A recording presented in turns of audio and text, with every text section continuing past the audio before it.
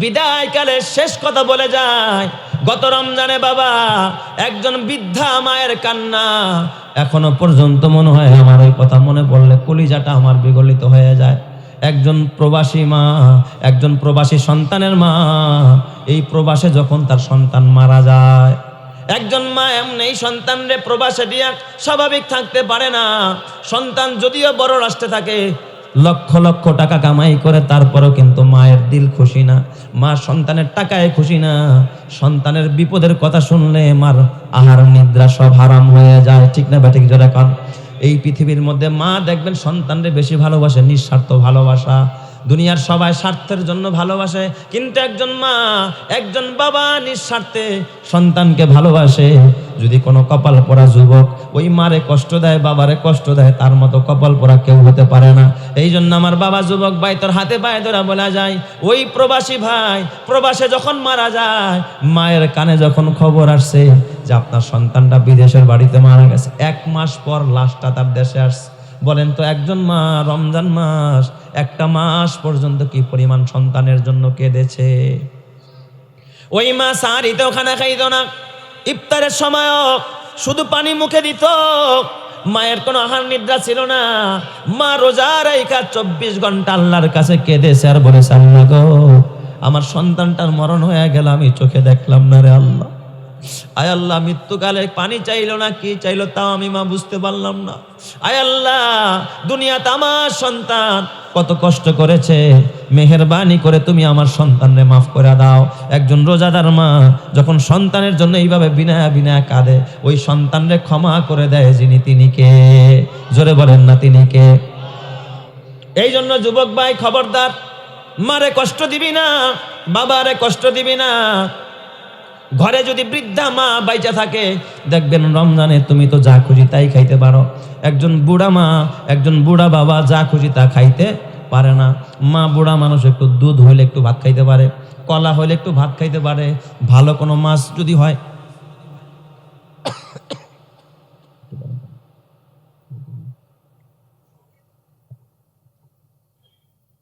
মা দেখবেন এই জাতীয় কিছু খাবার হইলে খাইতে পারে, এছাড়া মা পারে না। ওই সময় যদি সন্তান মায়ের খবর না নেয়, বাবার খবর না নেয়, এই রমজান মাস মা তোর আপন, বাবা তোর সবচাইতে বড় আপন। সবচাইতে অন্যদের খবর নেওয়ার আগে মা বাবার খবর নিতে হবে, কথা ঠিক কিনা? যেই সন্তান মা বাবার খবর নিবে, ওই সন্তানকে আল্লাহ তাআলা দুনিয়াতেও তার হায়াত বাড়ায়া দিবে, বিপদ দূর করে দিবে, কামাইতে বরকত দিয়া দিবে। আল্লাহ তাআলা তার সুনাম সুখ্যাতি এই দুনিয়ার জমিনে বাড়ায়া দিবে। জোরে কোন সুবহানাল্লাহ। আর যেই সন্তানের টাকা আছে, পয়সা আছে, কিন্তু মার খবর নেয় না, বাবার খবর নেয় না, মার সুখে দুঃখে পাশে থাকে না, ওই সন্তান দুনিয়াতেও বিপদে পড়বে, আখিরাতেও জাহান্নামের আগুনে জ্বলবে, কথা ঠিক কিনা? এই জন্য যুবকেরা, তুমি পণ করো রমজান মাস, এই রমজানে যেন তোমার মায়ের চোখে পানি না দেখা যায়। ওই যে প্রবাসী সন্তানের মা 1 মাস পরে যখন লাশটা দেশে আসছে, মা 1টা মাস রোজা রেখেছে, মার ঈদ একেবারে মাটি হয়ে গেছে। ওই মা সন্তানের কবরের পাশে গিয়া চোখের পানি ফালা ফালা কাঁদে আর ডাক দিয়া কয়, মালিক রে আল্লাহ, তুমি তো আমারেও নিয়ে যাইতে পারতা, বিনিময়ে আমার সন্তানটারে বাঁচায় রাখতে পারতা। আল্লাহ, তুমি আমারে কেন নিলা না? আমার সন্তানরে কেন তুমি আগে নিয়ে নিলা? তার মানে একটা মানুষ নিজের জীবন তার সন্তানের জন্য দিতে চায়। কত বড় ভালোবাসা! এই নিঃস্বার্থ ভালোবাসা মা ছাড়া পৃথিবীর কেউ দিতে পারে না। এই জন্য যার মা বাইচা আছে মায়ের খেদমত করবি, আর যার মা মরে গেছে, কবরে চলে গেছে, মায়ের পাশে দাঁড়ায় দোয়া করবি, মার নামে দান করবি, মার নামে একটা মাহফিল দিবি, বাবার নামে দান করবি, বাবার নামে একটা মাহফিল দিবি, বাবার নামে এতিম খাওয়াবি, গরিব খাওয়াবি, কসম আল্লাহর মাদ্রাসায় দান করবি, আল্লাহ তার ইহকাল পরকাল সুখময় শান্তিময় করে দিবে, কথা ঠিক কিনা? এই জন্য যাদের মা বাবা নাই, আমরা মা বাবার নামে ইসালে সওয়াব করবো তো ইনশাল্লাহ সবাই। এই জন্য এলাকার মা বোনেরা, মা গো, ও মা, তোমরাও যদি সন্তানকে আল্লাহর ওলি বানাইতে চাও, স্বামীরে যদি আল্লাহর ওলি বানাইতে চাও মাগো, তুমিও নেক পথে চলো, স্বামীরেও নেক পথে চালাও, সন্তানরেও নেক পথে চলাও। ও মা, সামনে রোজা আসতেছে, মার গুনাহ করবা না। 1 নম্বরের কাজ কোরআন পড়বা, 2 নম্বরের কাজ নামাজ আদায় করবা, 3 নম্বরের কাজ হলো রমজানের রোজা রাখবা। আমার আল্লাহ জিন্দেগীর গুনাহ মাফ কইরা তোমাদের নামগুলো ওলির খাতায় উঠায়া দিবেন, যিনি তিনি কে? আরো জোরে বলেন না, তিনি কে? এই জন্য আমার বাবা, রমজান মাস শুধু নিজে পেট ভরে খাবেন, রোজাদারকে ইফতারি করাবেন না, তা কোনোদিন হতে পারে না। বন্ধুরে হাদিয়া দেন, বান্ধবীরে হাদিয়া দেন। ঈদের সময় দেখবেন মানুষ ঈদের কিছু পুরস্কার দেয়, কিন্তু আলেম ওলামারে মানুষ দিতে চায় না। একজন নেককার আলেমরে কিছু হাদিয়া দিয়েন।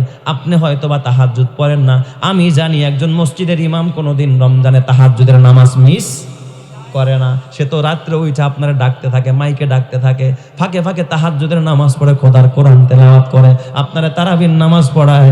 আল্লাহর যে হুকুম পুরাপুরি রমজান মাসে সে আদায় করে, তার উপরে রহমত বর্ষিত হয়। এ আমার বাবা, ঘর বাড়ি বিক্রি করে দিতে বলি নাই, পারলে মাঝে মধ্যে বলবেন হুজুর এই টাকাটা দিলাম না, ইফতারি করেন। হুজুর একটা জামা বানায় নিয়েন। বলেন তো একজন ইমাম সাহেব একটা জামা গায়ে দিয়া কি টিভি দেখতে যাবে নাকি, চুরি করতে যাবে নাকি? এই জামাটা গায়ে দিয়া যখন নামাজে দাঁড়ায় যাবে, তোমার দেওয়া পয়সার একটা জামা যদি তার গায়ে থাকে, আল্লাহ যদি তারে মাফ করে দেয়, এই উসিলায় তোমারও আল্লাহ মাফ করবে। আল্লাহ পারে কি পারে না? কিন্তু সবাই রে দেয়, ধনী রে দেয়, গরিব রে দেয় না, আলেম ওলামারে দেয় না। আছে না নাই? জোরে কান আছে না নাই?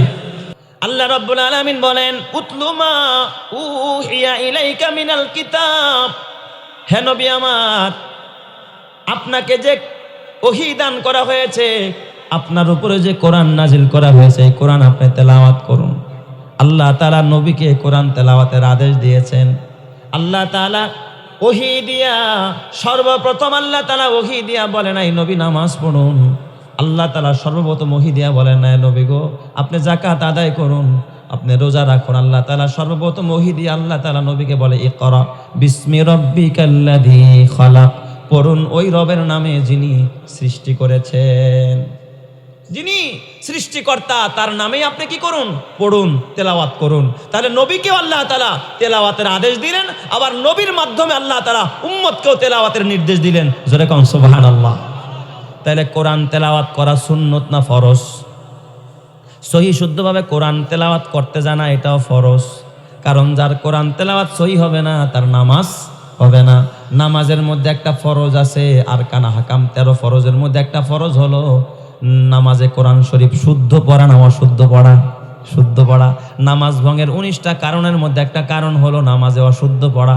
কেউ যদি নামাজে অশুদ্ধ কোরআন পড়ে, নামাজ হবে নি। যদি নামাজ সহি হতে হয় তাহলে কোরআন সহি হতে হবে।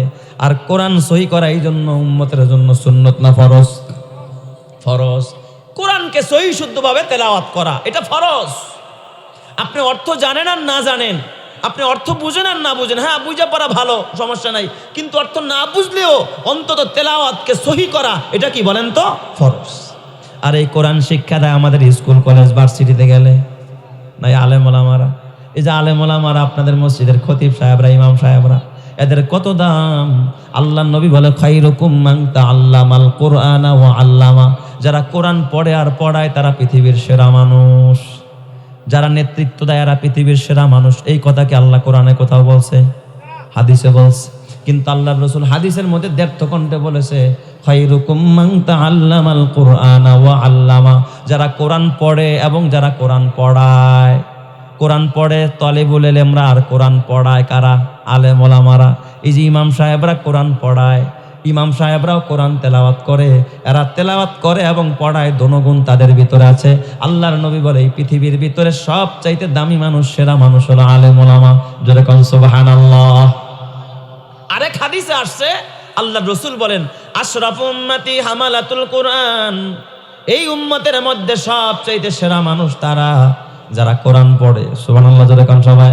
কোরআনের ধারক বাহক যারা, কোরআনকে যারা তাহাম্মুল করে, কোরআনকে যারা বুকে লালন করে, বুকে ধারণ করে, সিনায় ধারণ করে, যাদের জবানেও কোরআন, যাদের সিনার মধ্যেও কোরআন, যাদের হাত কোরআন স্পর্শ করে, যারা কোরআনের ছাত্রদেরকে পড়ায়, আল্লাহর রাসূল বলে এরাই হলো পৃথিবীর সেরা মানুষ। চিৎকার মেরে কন্না আল্লাহু আকবার। ক্ষমতা থাকলেই পৃথিবীর সেরা মানুষ হওয়া যায় না, কোরআন থাকলেই সেরা মানুষ হওয়া যায়। আল্লাহু আকবার জোরে কন্না সবাই। ঠিক বললাম না ঠিক বললাম? আমার আগে এই যে আমার ভাই যিনি বয়ান পেশ করেছে, রুহুল আমিন সাদি সাহেব, উনি কিন্তু পৃথিবীর সেরা 4 জন বাদশাহ, যারা সারা পৃথিবী নিয়ে রাজত্ব করছে, তাদের কথা বলছে না? বলেন, এই যে একজন বাদশাহ ছিল, তার নাম ছিল কি? নমরুদ। এত বড় বাদশাহ, বলেন তো নমরুদের কোনো সম্মান আসেনি?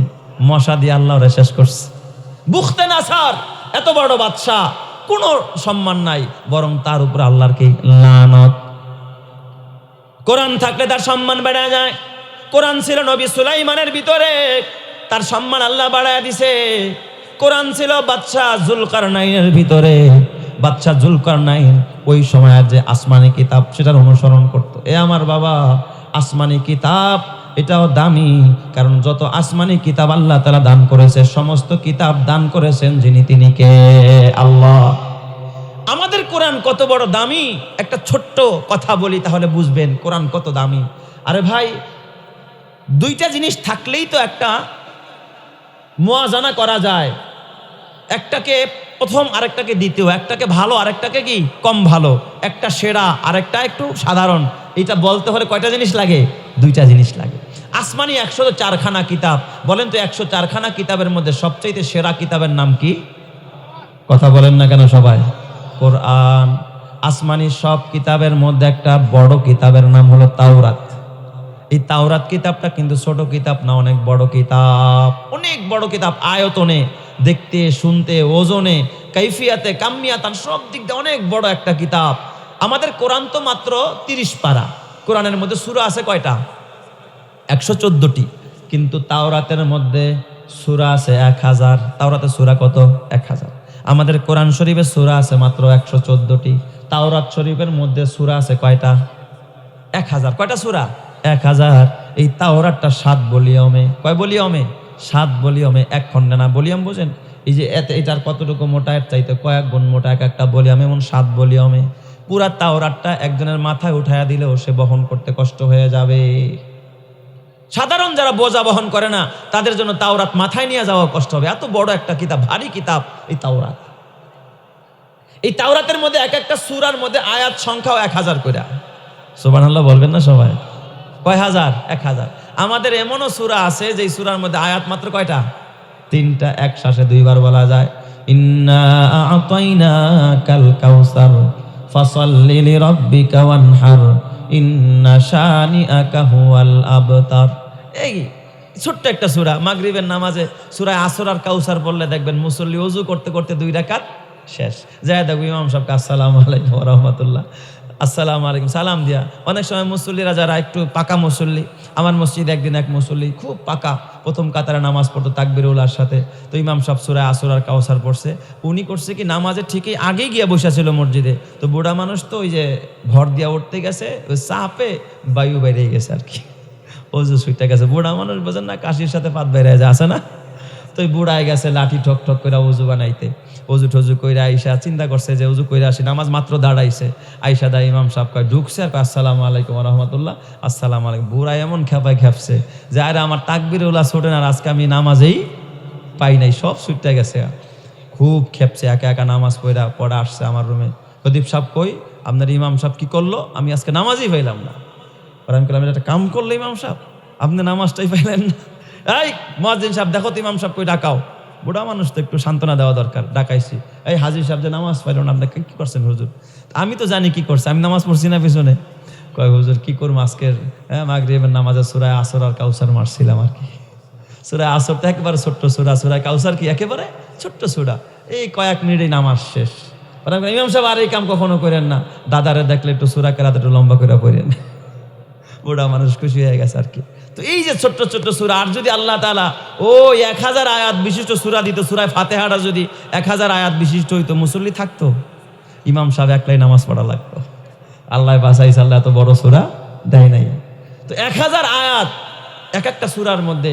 আরো আশ্চর্য হবেন, এক একটা আয়াতের মধ্যে কম করে হলো 1000 শব্দ আছে, 1000 কালিমা এক একটা আয়াতে।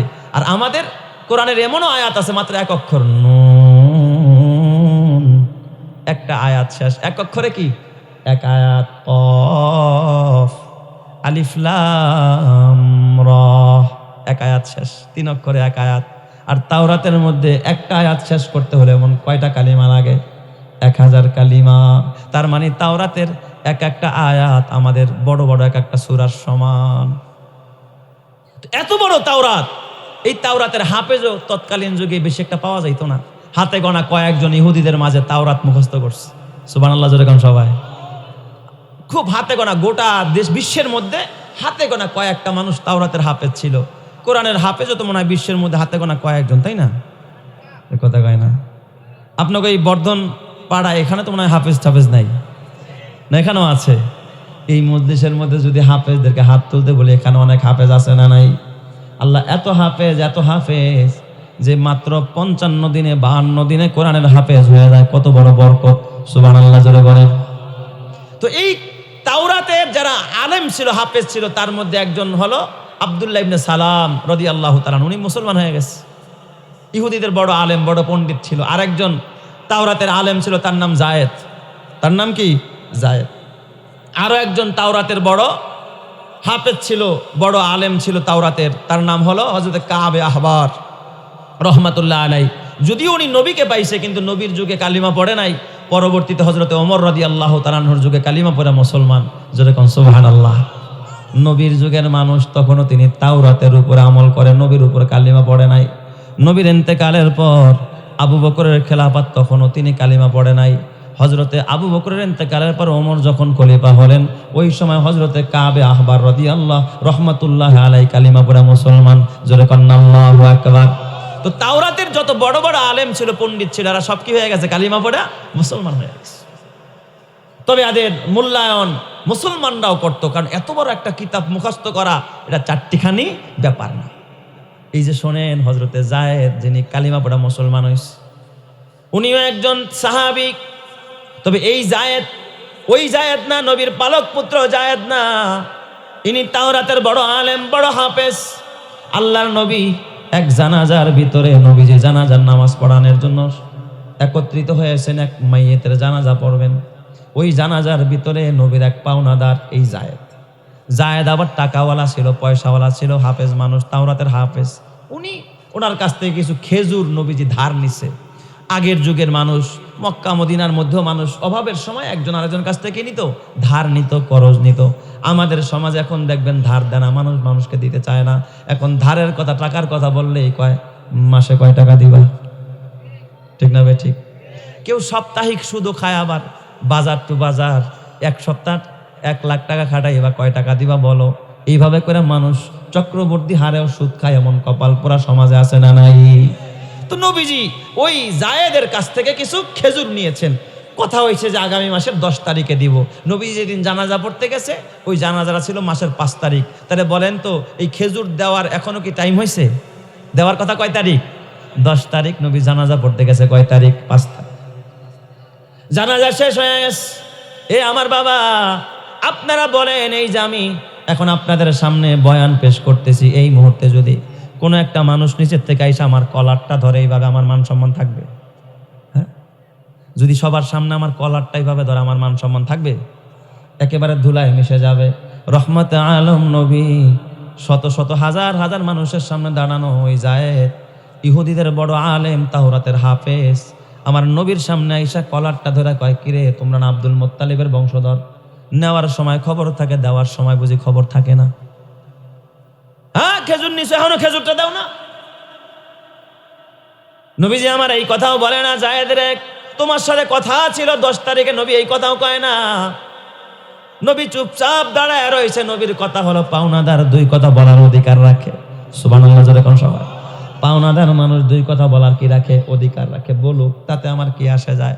মানুষের সামনে লজ্জা দিল, কিন্তু আরশের মালিক তো জানে আমি ভালো না খারাপ। বলেন তো, নবী কি মানুষের আমানত নষ্ট করার মতো মানুষ, না পুরা করার মতো মানুষ? নবী কেউ আমানত খেয়ানত করছে নাকি? মক্কা থেকে হিজরত কালে নবী যখন মদিনায় যায়, হযরতে আলীকে বিছানায় শোয়া দিয়া, আলী রে, আমি হিজরত করে মদিনায় চলে গেলে মানুষের আমানত আমার কাছে রাখা আছে, পৌঁছানো যাবে না। এই যে আমি তোমাকে একটা লিস্টি দিয়ে গেলাম, সকালবেলা ওইটা নাম দেইকা দেইকা প্রত্যেকের আমানত ঘরে পৌঁছায় দিবা, তারপরে তুমি হিজরত করবা। চিৎকার মেরে কন্না আল্লাহু আকবার। যেই মানুষটা মৃত্যুর সময়ও মানুষের আমানতের কথা স্মরণ করে, এই মানুষ কি কোনোদিন মানুষের পাওনা নষ্ট করতে পারে? পারে না। ওই মানুষটার কলারটা ধরে কয়, কিরে নেওয়ার সময় মনে থাকে, দেওয়ার সময় বুঝি তোমার মনে থাকে না? ওমর, আবু বকর সব আশেপাশে দাঁড়ানো। আবু বকর তো নরম মানুষ, কান্দে, কিছু কয় না। ওসমান নরম, কিছু বলে না। ওমর তো সহ্য করতে পারে না। খাপের ভিতরে তরবারি ছিল, তরবারিটা টান দিয়া বের করে ফেলেছে। বের করে সামনে এসে কয়, ইয়া রাসূলুল্লাহ, ইয়া হাবিবাল্লাহ, ওগো নবীজি, যদি আপনার পারমিশন না লাগতো তাহলে আমি ইহুদির গর্দানটা এখনই উড়াইয়া দিতাম। ইয়া রাসূলুল্লাহ, আপনি পারমিশন দেন, এত বড় গোস্তাকি করলে, এত বড় বেয়াদবি করলে আপনার সাথে ওর গর্দানটা আমি এখন উড়াইয়া দিব। নবীও কেমন নেতা, এই যুগের নেতা হইলে কইতো না, আরে আমার চামচাটা মোটামুটি এক যোগ্য একটা চামচা পাইছি, ও মোটামুটি আমার প্রতিশোধটা নিয়ে নিয়েছে, ঠিক না ভাই? ঠিক। নবী আমার ডাক দেয়া বলে, ওমর খবরদার, সাবধান, তরবারি কেন বের করলা, চোখ কেন রাঙাইলা? ওমর, তোমার জন্য এটা ঠিক হয় নাই, সে পাওনাদার, তার অধিকার আছে, দুই কথা মানে মন্দ বলার অধিকার আছে। ওমর, তুমি অন্যায় করেছো, তাড়াতাড়ি তরবারি খাপের মধ্যে ঢুকাও, আর তুমি অন্যায় করার কারণে যাও যাও তোমার ঘর থেকে খেজুর নিয়ে আসো, সে যেই পরিমাণ খেজুর পাবে ওই খেজুর দিবা, আর তুমি যে তাকে ভয় দেখাইলা, তুমি যে তরবারি বের করলা, তারে কষ্ট দিলা, এই কারণে তাকে দ্বিগুণ খেজুর দিয়ে দাও, ডাবল বাড়ায়া দাও। চিৎকার মেরে কন্যা আল্লাহু আকবার। এই যুগের যদি চামচা হইতো, কইতে দেখছো নেতার লিগে আমি তরবারি বাড়ি করলাম আর নেতা আমার জরিমানা করে দিল, যাও, তোমার মতো নেতা আমার দরকার নাই। হযরত ওমর এই কথা বলে না, হযরত ওমর বাসায় গেছে। বাসায় গিয়া খেজুর পাইতে মনে করেন 3 মণ খেজুর দিছে, আরো 3 মণ বাড়ায়া দিছে। খেজুরটা দিয়া এবার যখন ওই জায়েদকে বিদায় দিয়া দেয়, জায়েদকে বিদায় দেওয়ার কালে হযরতে ওমর রাদিয়াল্লাহু তাআলা আনহু বিদায় কালে জায়েদরে যখন খেজুর দিয়া দেয়, জায়েদ ডাক দিয়া বলে, ওমর, ডাবল দিলা কেন? এতগুলো খেজুর আমারে কেন দিলা? কয়, তুমি আগে বলো, তুমি আমার নবীর সাথে বেয়াদবি করেছো, তুমি কে, তোমার নাম কি, তোমার পরিচয়টা আমারে দাও। এবার ওই জায়েদ ডাক দিয়া বলে, আমার নাম জায়েদ। কয়, কোন জায়েদ? কয়, আমি ইহুদিদের বড় আলেম, বড় হাফেজ, আমি তাওরাতের হাফেজ, আমি একজন তাওরাতের হাফেজ। চিৎকার মেরে কন্যা আল্লাহু আকবার। এই কথা বলার পরে ওমরের দিলে একটু আজমত ঢুকছে যে তাওরাতের মতো এত বড় একটা কিতাবের সে হাফেজ। এবার হযরত ওমর তার সামনে একটু নত হয়ে গেছে, ডাক দিয়া বলে, জায়েদ, তাওরাত হক আসমানি কিতাব। ওই যুগে যখন তাওরাত নাজিল হয় তখন কিন্তু তাওরাত হক কিতাব, ঠিক না বেঠিক? দেখুন, তাওরাত আসমানি কিতাব, তুমি তাওরাতের হাফেজ, তাওরাতের আলেম। ও জায়েদ, তুমি যদি তাওরাতের আলেম হও তাহলে তুমি তো আলেম হইলে তাওরাতের মধ্যেও তো আখিরি জামানার পয়গম্বরের কথা আছে, তুমি তো পয়গম্বররে চিনো, পয়গম্বররে জানো, তাওরাতে তুমি পড়েছো, তাহলে কি করে তোমার মতো একজন হাফেজ, তাওরাতের হাফেজ, নবী মুহাম্মদুর রাসূলুল্লাহর কলারটা ধরলাম? আমি একটু জানতে চাই, আমার একটু বলো তুমি কেন কলারটা ধরছো? জায়েদ তখন ডাক দিয়া বলে, ও ওমর, তুমি তো জানো না, আমি যাই না শুই না বুইজা পইরা তাওরাত পইরাই আমি মুহাম্মদের কলার ধরছি। কয়, কেন ধরছ? আমি তাওরাতের মধ্যে শুনছি পৃথিবীর মধ্যে সবচেয়ে ধৈর্যশীল হলো মুহাম্মদ। সুবহানাল্লাহ, জোরে কোন সবাই। আর ধৈর্যের পরীক্ষা হয় মানুষের রাগ উঠাইলে না রাগ বন্ধ থাকলে, রাগ উঠাইলেই তো ধৈর্যের পরিচয় হয়। এই জন্য ভরা মজলিসে হাজারো জনতার সামনে আমি মুহাম্মাদের কলারটা ধরে দেখছি, আসলেই মুহাম্মদ একজন ধৈর্যশীল। কয়, তাহলে এটা বুঝতে পাইরা তুমি এখন কেন বসে আসো? কয়, বসে নাই। কয়, কোথায় যাইবা? কয়, এই খেজুরগুলো নিব, বাজারে গিয়া বিক্রি করব, আর এই টাকাগুলো আমি সব আল্লাহর রাস্তায় দান করব, এরপর আমি মুহাম্মদুর রাসূলুল্লাহর হাতে হাত দিয়া কালিমা পড়ব। চিৎকার মেরে কন্যা আল্লাহু আকবার। আমার পাগল মন ওই মদিনার প্রেমে পড়েছে, বলো পাগল মন ওই মদিনার প্রেমে পড়েছে, ওই মদিনা এই মনকে বন্দী করেছে, বলো পাগল মন ওই মদিনার প্রেমে পড়েছে, বলো পাগল মন ওই মদিনার প্রেমে পড়েছে। জানি না ওই মদিনায় কি আছে মধু, মদিনা মদিনায় আমায় করেছে জাদু। জানি না ওই মদিনায় কি আছে মধু, মদিনা মদিনায় আমায় করেছে জাদু। বিশ্বজাহান নবীর প্রেমে, বিশ্বজাহান নবীর প্রেমে পাগল হয়েছে, বলো পাগল মন ওই মদিনার প্রেমে পড়েছে, বলো পাগল মন ওই মদিনার প্রেমে পড়েছে। ওই মদিনা এই মনকে, ওই মদিনা, ওই মদিনা এই মনকে বন্দি করেছে, বলো পাগল মন ওই মদিনার প্রেমে পড়েছে, বলো পাগল মন ওই মদিনার প্রেমে পড়েছে। নবী আমার জানের জান, আমার প্রাণের প্রাণ, নবীজিকে দেখার তরে মন করে আনচান। নবী আমার জানের জান, আমার প্রাণের প্রাণ, নবীজিকে দেখার তরে মন করে আনচান। বিশ্বজাহান নবীর প্রেমে, বিশ্বজাহান নবীর প্রেমে পাগল হয়েছে, বলো পাগল মন ওই মদিনার প্রেমে পড়েছে, বলো পাগল মন ওই মদিনার প্রেমে পড়েছে। ওই মদিনা এই মনকে বন্দি করেছে, বলো পাগল মন ওই মদিনার প্রেমে পড়েছে, বলো পাগল মন ওই মদিনার প্রেমে পড়েছে। আল্লাহ ওই নবীর প্রেম সিনায় দান করো, জোরে কানা আমিন। আপনাদের কি ক্ষুধা লাগছে নাকি? একবার সাউন্ড টাউন দিয়ে কমে গেছে আপনাদের, তাহলে কোন আগে তোবারও খাওয়াই লই না বয়ান শেষ করে দিব? না আরো চলবে? কতক্ষণ? সারা রাত? হ্যাঁ, আল্লাহ তুমি কবুল করো, জোরে কানা আমিন। না সারা রাত করবো না আমি, তবে আপনারা একটু আওয়াজ দিন, যার ভিতরে যা থাকে দেখবেন তাই পড়ে, তাই না? কুল্লু ইনাইন ইয়াতারাশাহু বিমা ফিহি, হাফেজের জবান থেকে হেফজই বের হবে, আলেমের জবান থেকে এলেমেই বের হবে, আর যারা বিড়ি সিগারেট খায় ওদের জবান থেকে গন্ধ ছাড়া কিচ্ছু বের হবে না। ঠিক বললাম না? ঠিক বললাম? রাগ করতেছেন আপনারা? রাগ করেন না। কিছু যুবক ভাইরা আশেপাশে বৈশা রয়েছে, আগে প্লেটটা দিয়া লোক পরে খালি যাবো। খিচুড়ি আছে যেখানে, আমরাও আছি সেখানে। আল্লাহ হেদায়েত দান করো, জোরে কোন আমিন। একটা ছোট্ট গল্প মনে পড়লো, বলবো নাকি? কষ্ট হবে না তো আপনাদের? এক চোর চুরিতে পিএইচডি করছে। চুরিতে পিএইচডি বোঝেন? মানে একেবারে পাকা। প্রথম শেষরা চোর ছিল, ওই এলাকার মূলা চুরি করতো, বড়ই চুরি করতো, ডাব চুরি করতো, মুরগি চুরি করে এরপরে কি করতো, পিকনিক করতো। আসেন এমন কিছু মানুষ? ওই প্রথমে শেষরা চোর ছিল, আস্তে আস্তে চুরি করতে করতে হাত মোটামুটি পাইকা গেছে, শিক্ষাটা কিছুদিন চুরি করছে, এবার গাছ ফালায়, আস্তে আস্তে মোটামুটি এখন পাকা চোর আর কি। এখন এই চোর মনে মনে খেয়াল করছে, না রে এই ছোটো খাটো চুরি করে আর লাভ নাই, চুরি করবো তো রাজার বাড়িতে যায় চুরি করবো। কার বাড়িতে? রাজার বাড়িতে। তা রাজার বাড়িতে চুরি করতে হলে তো ওই রকমেরই কলিজা লাগে, লাগে না? সাহস লাগে, বুদ্ধি লাগে। তো চোর গেছে চুরি করতে রাজার বাড়িতে, খালি অপেক্ষায় আছে কখন খালি মেন গেটটা খুলবে আর এই ফাঁক দিয়ে সে ঢুকবে। হঠাৎ করে দারোয়ানে গেট খুলছে, গেট খুলে হয়তো দারোয়ানে এদিকে ওদিক তাকাইছে, এই ফাঁক দিয়া চোর ভিতরে ঢুকে গেছে। ভিতরে ঢুইকা ভিতরে গিয়া চোরের তো স্বাভাবিক নজর থাকে স্বর্ণ গহনা, টাকা পয়সা, মণিমুক্তা যেখানে থাকে ওই জায়গার প্রতি। সিন্দুকের কাছে গিয়া যা ছিল স্বর্ণ গহেনা একটা বস্তার মধ্যে বসছে, মণিমুক্তা। বস্তাটা মোটামুটি দেখবেন পাবলিক যা পায় তাই নেয় আর কি। ফিরি পাইলে তো আলকাতরাও পকেটে পড়ে, খিচুড়ি খাইতারে না, এরপর 3 পোটলা লয়। আছে না? নাই? আছে আছে আছে। তো এখন ওই বস্তা একটা বিশাল আকারে এরকম বাঁধছে, এখন মাথায় উঠাইছে, মাথায় উঠা দূর থেকে খালি ফলো করে। রাজার বাড়ি তো বিশাল এলাকা, গাছের ফাঁক ফুক দিয়া যে গেট খোলা নেই, এখন তাকায় দেখে দারোয়ানে গেট লাগাইয়া দিছে। দারোয়ানে কি করছে? গেট লাগাইয়া দিছে। এখন যাওয়া কি সহজ না কঠিন? ঢুকছি তো গেট খোলা অবস্থায়, এখন তো গেট কি লাগানো, এখন তার গেট খুলতে দারোয়ানটা বলা যাবে না, বস্তা মাথায়। চোরাই চিন্তা করলো সামন দিয়া যাওয়া যাবে না, বাড়ির পেছন দিয়া ওয়াল টপকায়া যাওয়া ছাড়া কোনো পথ নাই। তো একটা বস্তা নিয়ে সে ওয়াল টপকাইতে কোনো রকম বায়া বেয়ে উঠছে। এক হাতে বস্তা ধরতে হয়, আরেক হাতে ওয়াল ধরতে হয়, তাও উঠতে পারে না।